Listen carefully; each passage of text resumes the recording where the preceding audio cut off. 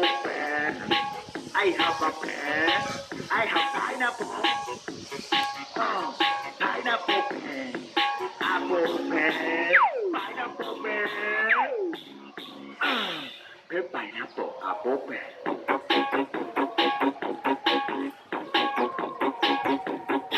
Pineapple, apple pen.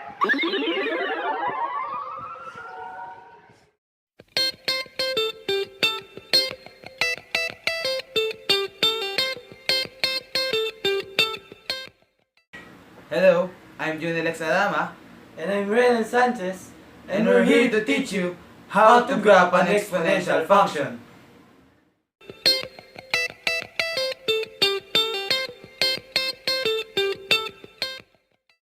In graphing an exponential function, first we need to have an exponential function. In here is our example where f of x equals to 2 raised to x with the base is greater than 0 and a variable exponent.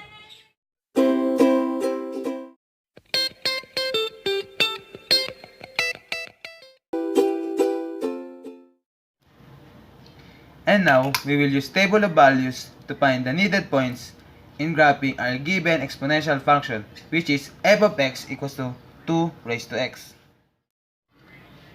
To find the points, we need to substitute the value of x to our given 2 raised to x. First is negative 2. 2 raised to negative 2. The answer is 1/4. Next is negative 1. 2 raised to negative 1. The answer will be 1/2. Next is 0. If 2 were raised to 0, the answer is 1 because all numbers that is raised to 0, the answer is 1. Next is 1. If 2 were raised to 1, the answer is 2. Lastly is 2. If 2 were raised to 2,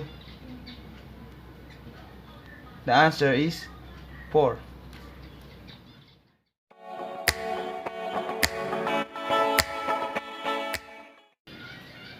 we have now the points, and it's time to plot it.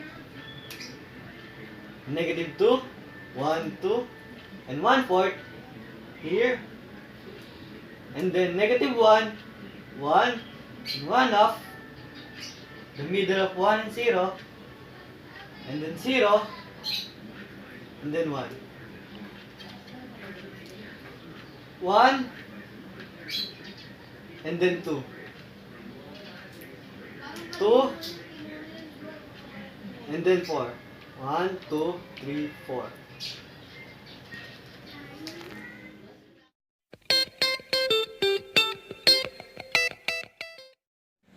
And now, we will connect the dots and see what it looks like.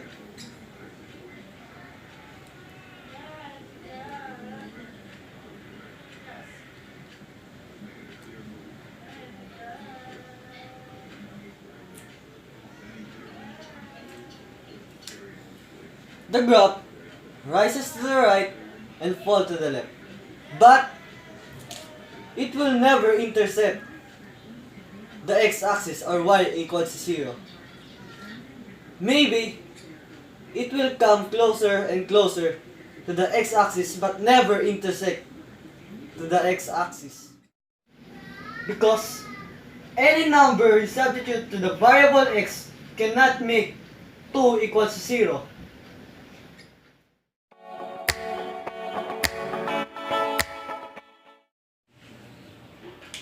This graph is the graph of our first function f of x equals to 2 raised to x.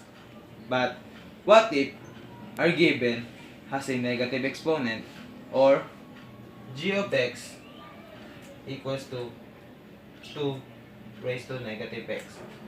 I think that it will reflect on the y-axis and it will be the mirror image of our first function 2 raised to x. And let's try now to plot the points.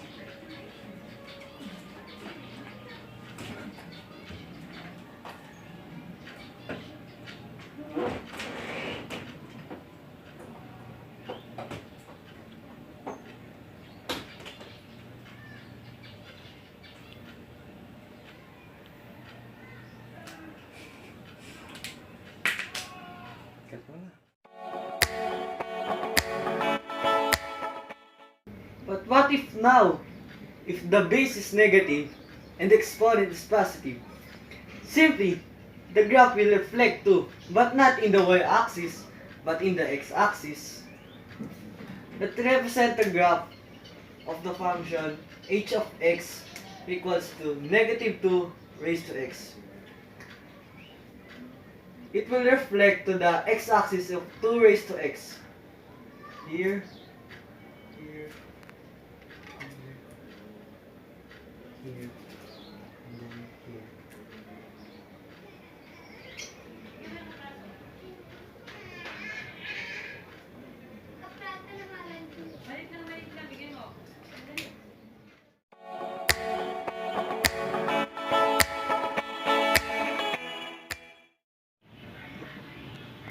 Let's do the last part, where the base is negative and the exponent is negative.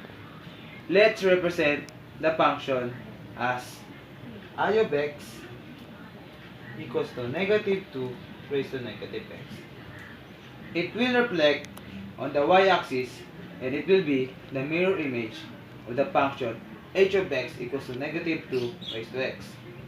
And let's plot now the points. Here, here, here, here.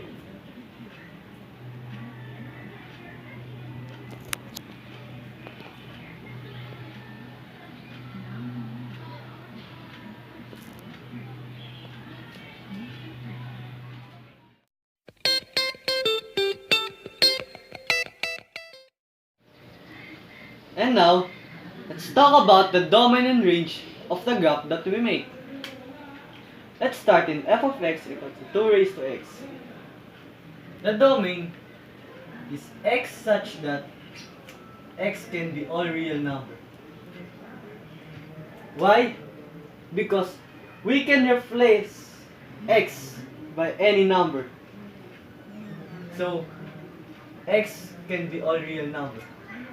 While the y is greater than 0.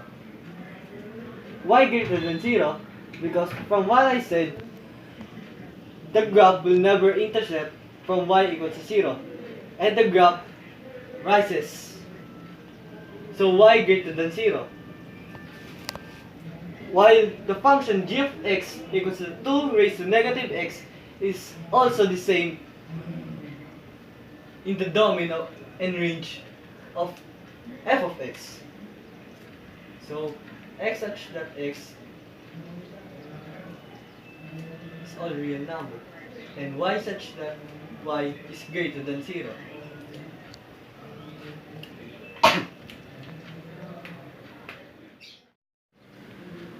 And then let's talk about now from I of x equals to negative 2 raised to negative x.